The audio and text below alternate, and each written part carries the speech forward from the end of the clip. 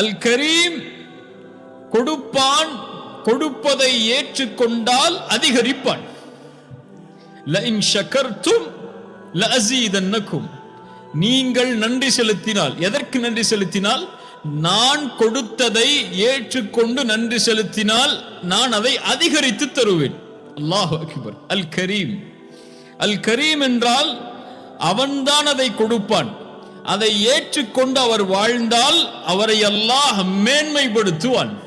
நபி அய்யூப் அலைஹிஸ்ஸலாம் அவரை பற்றி அல்லாஹ் சொல்லும்போது இன்னா வஜத்னாஹு சாபிரன், அல்லாஹ் அவரை பொறுமையாளராக பெற்றுக்கொண்டான். அந்த பொறுமையை கொடுத்தவன் யார்? அல்லாஹ். அந்த அஹ்லாக்கை, அந்த குணத்தை கொடுத்தவன் யார்? அல்லாஹ். ஆனால் அதை அல்லாஹ் சொல்லிவிட்டு சொல்கிறான், நிஅமல் அப்த், அவர் மேன்மையான அல்லாஹ்வுடைய அடியார். இன்னஹு அவ்வாப், அல்லாஹ்